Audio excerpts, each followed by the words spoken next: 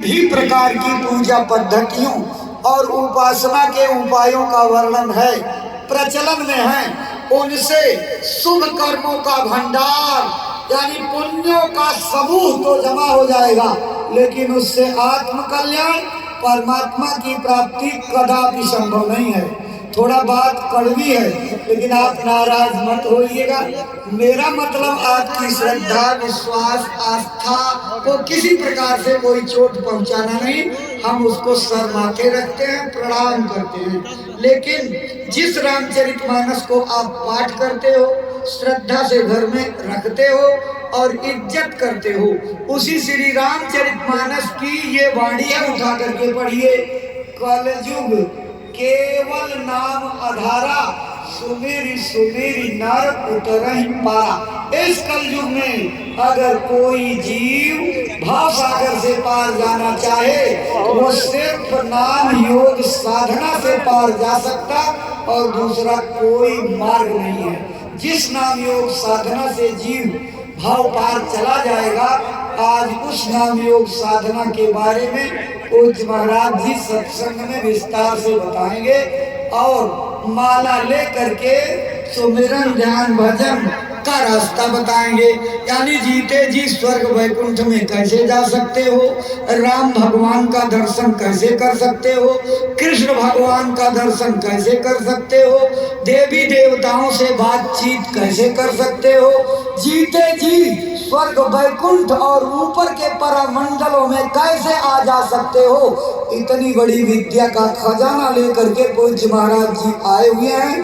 साधु नहीं बनना, घर द्वार नहीं छोड़ना, जंगल में कुटिया नहीं रमानी, लेकिन अपना जो भी काम आप करते हो पेट पालन के लिए, जीविकोपार्जन के लिए मेहनत ईमानदारी और सच्चाई से करिएगा, ये जरूर शर्त लगाई जाती है।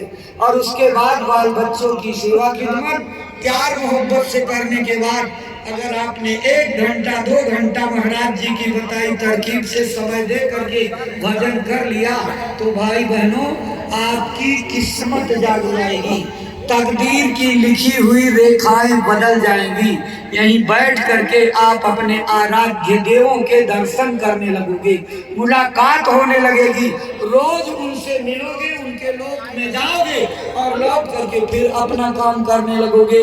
ये भारत की सनातन अध्यात्म विद्या का गोपनीय राज है, जिसको सोने चांदी हीरे जवाहरात से कोई खरीद नहीं सकता। आज बेदाम बेकीमत पूज्य महाराज जी आपको सौंपेंगे। महात्मा बहुत लंबी दूर से घेरा डाल करके मानवता के डूबते हुए जहाज को बचाने का जतन करते हैं। परम पूज्य बाबा जय गुरुदेव जी महाराज ने 116 वर्षों की उम्र तक अथक परिश्रम करके इस देश के करोड़ों करोड़ रत्नाकर जैसे डकैतों को, अंगुलीमाल जैसे बिगड़े अपराधियों का हृदय परिवर्तन करके उनके हाथों से तीर, तलवार, तमंचे, बंदूकें, गोले बारूद, हथियार, लाठी डंडे सब फिरवा दिए और हाथों में भजन की माला पकड़ा दी।